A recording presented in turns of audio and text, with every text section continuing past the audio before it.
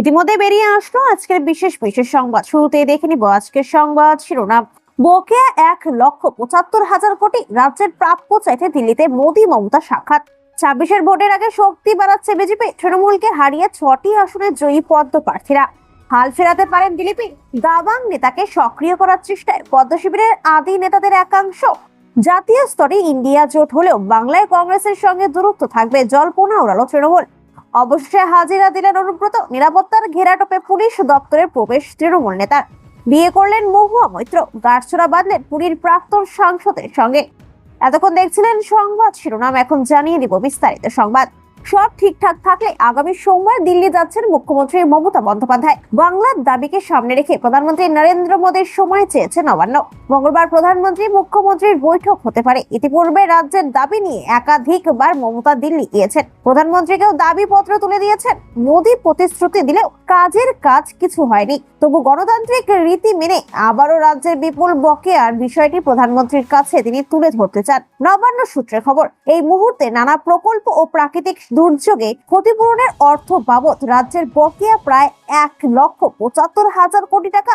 আটকে রয়েছে 100 দিনের কাজ, বাংলার বাড়ি প্রকল্পের টাকাও। দিল্লি সফরে তৃণমূলের সাংসদদের সঙ্গে সাক্ষাৎ করলেন মুখ্যমন্ত্রী। একটি পার্টি অফিসেরও উদ্বোধন করার কথা। তবে মুখ্যমন্ত্রী বিস্তারিত কর্মসূচি পরে জানানো হবে। অভিযোগ, 100 দিনের কাজের টাকা, আবাস যোজনার অর্থ আটকে দিয়েছে কেন্দ্রীয় সরকার। এই দুই প্রকল্পে তৃণমূলের বিরুদ্ধে দুর্নীতির অভিযোগ তুলে টাকা আটকানোর দাবিতে দিল্লিতে দরবার করেছিলেন বিরোধী দলনেতা শুভেন্দু অধিকারী থেকে বিজেপির রাজ্য সভাপতি সুকান্ত মজুমদাররা।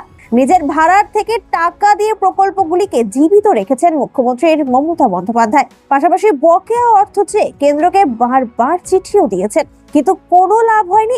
কখনো দুর্নীতির অভিযোগ তুলে, কখনো আবার হিসাব না দেওয়ার অজুহাতে বাংলার পাওনা থেকে বঞ্চিত করা হয়েছে। এদিনে তৃণমূল সাংসদরাও দিল্লির দরবার করেছে, তবু প্রাপ্য মেলেনি। এবার দিল্লি সফরে বিষয়টি নিয়ে সরাসরি প্রধানমন্ত্রী দ্বারস্থ হতে চলেছে রাজ্যের প্রশাসনিক প্রধান। আসছি পরবর্তী সংবাদে।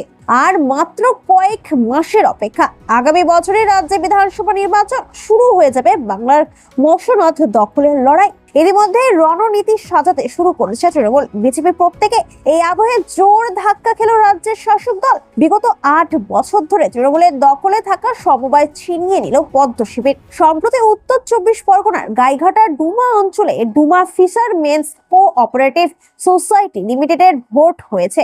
9টি আসন বিশিষ্ট এই সমবায়ে 8টি আসনে লড়াই করেছিলেন বিজেপি সমর্থিত প্রার্থীরা। অন্যদিকে সবকটি আসনেই প্রার্থী দিয়েছিল তৃণমূল। তবে ফলাফল প্রকাশের পর দেখা গেল একটি আসনে কম লড়লেও সংখ্যাগরিষ্ঠতা বেড়েছে পদ্ম শিবিরে। 8টি আসনের প্রতিদ্বন্দ্বিতা করে 6টিতেই জয়ী হয়েছে বিজেপি। অন্যদিকে মাত্র 3টি আসনে জিতেছে তৃণমূল। এর আগে গাইঘাটার বর্ণবেরিয়া ও শশাডাঙ্গায় জয়ী হওয়ার পর এবার ডুমা অঞ্চলের সমবায় ভোটেও জয়ের মুখ দেখলো গেরুয়া শিবির। বিজেপি বিধায়ক স্বপন মজুমদার এই বিষয়ে বলে, তৃণমূল কংগ্রেসের দুর্নীতির বিরুদ্ধে মানুষ ভোট দিয়েছে। বিগত 8 বছরে ডুমা বাউরের কোনো উন্নতি করেনি তৃণমূল। অন্যদিকে গাইঘাটা ব্লক 2-এ তৃণমূল কংগ্রেস সভাপতি শ্যামল কুমার বিশ্বাসের দাবি, বাম বিজেপির একটি অংশের অলিখিত জোটের কারণে সমবায় নির্বাচনে এইরকম ফলাফল হয়েছে। মুখ্যমন্ত্রী মমতা বন্দ্যোপাধ্যায় মৎস্যজীবীদের এত উন্নয়ন করার পরেও কেন মানুষ ভোট দিল না, সেটা খতিয়ে দেখা হবে। উল্লেখ্য, বছর ঘুরলেই বাংলায় বিধানসভা ভোট। তার আগে গাইঘাটার একের পর এক সমবায় ভোটে মুখ থুবড়ে পড়ছে রাজ্যের শাসক দল, বাজিমাত করছে বিজেপি। এর ফলে ভোটের আগে জোড়াফুল শিবিরের চাপ বাড়তে পারে বলে মনে করছেন রাজনৈতিক বিশেষজ্ঞরা। আসছি পরবর্তী সংবাদে। সময়ের সঙ্গে সঙ্গে ক্রমশ স্পষ্ট হচ্ছে বিজেপির আদি নব্য দ্বন্দ্ব। বঙ্গ বিজেপির দাবাং নেতা দিলীপ ঘোষ এখন কার্যত দলছুট, কিন্তু দলের একাংশের বিশ্বাস বাংলায় বিজেপির হাল ফেরাতে পারেন একজনই, তিনি দিলীপ। তাই তাকে সক্রিয় করার চেষ্টায় পদ্ম শিবিরের আদি নেতাদের একাংশ। খবর এমনটাই, বাংলায় বিজেপির মাটি শক্ত করতে দিলীপ ঘোষের ভূমিকা যে ঠিক কতটা তা বলাই বাহুল্য। 2019 সালে লোকসভায় বাংলার 18টি আসন জিতেছিল বিজেপি, যা এ যাবৎ কালে রাজ্যে বিজেপির সর্বোচ্চ সাফল্য। তারপর থেকে বহু নতুন মুখ দেখা গিয়েছে পদ্ম শিবিরে। একইভাবে কমেছে পুরনোদের দায়িত্ব। সেই তালিকায় রয়েছেন খোদ দিলীপ ঘোষও। বর্তমানে কার্যত বার্ত তিনি রাজ্যে মোদী শাহের কর্মসূচিতেও ডাক পাচ্ছেন না তিনি। এদিকে 24 লোকসভায় আসন সংখ্যা অনেকটাই কমেছে বিজেপির, ফলে দিলীপ ঘোষের নিষ্ক্রিয় হয়ে যাওয়া আদতে বিজেপির জন্য নেতিবাচক তা পরিষ্কার বুঝতে পারছে দলের একাংশ। জানা যাচ্ছে এই কারণেই বিজেপির পুরনো নেতাদের একাংশ কেন্দ্রীয় নেতাদের কাছে গিয়ে দিলীপ ঘোষের দলে প্রয়োজনীয়তার কথা জানিয়েছে। আদি বিজেপি নেতাদের বক্তব্য, দল চলে যাচ্ছে তৃণমূলের থেকে আসা বিজেপি নেতাদের কাছে।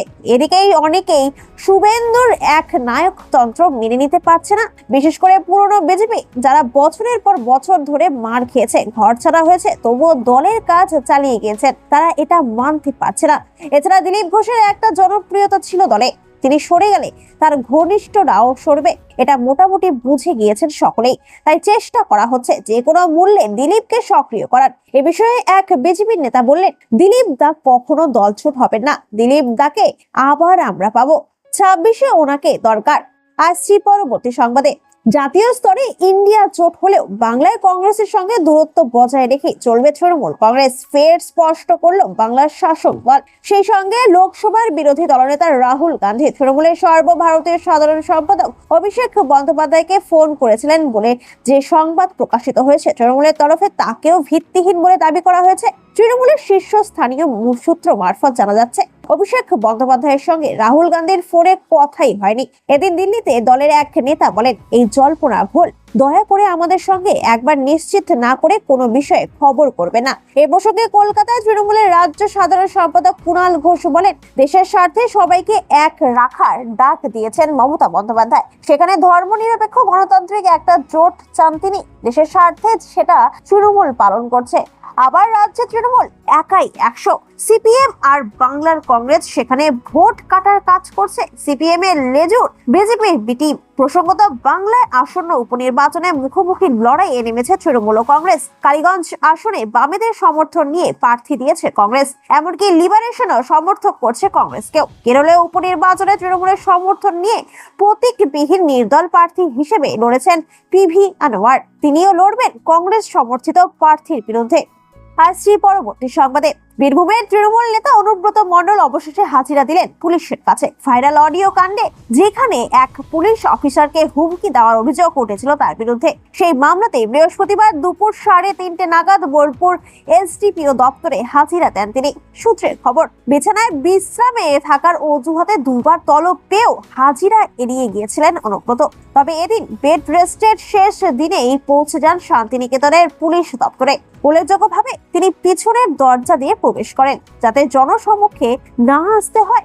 ভাইরাল অডিও এবং মামলার প্রেক্ষাপট, এই অডিও কাণ্ডে বোলপুর থানার আইসি লিটন হালদারকে ফোনে হুমকি দেওয়ার অভিযোগ ওঠে। পুলিশ নিজে থেকে মামলা রুজু করে। তৃণমূলের তরফে অনুব্রত মণ্ডলকে কড়া চিঠি দেওয়া হয়। এরপর অনুব্রত নিঃশর্তে ক্ষমাও চান দলকে। পুলিশের দিক থেকে নিয়ম অনুযায়ী তাকে জিজ্ঞাসাবাদে হাজিরা দেওয়ার কথা বলা হয়েছিল, তবে দীর্ঘ সময় ধরে তিনি উপস্থিত না থাকায় আইনজীবী নথি সহ অসুস্থতার তথ্য পেশ করেন পুলিশের কাছে।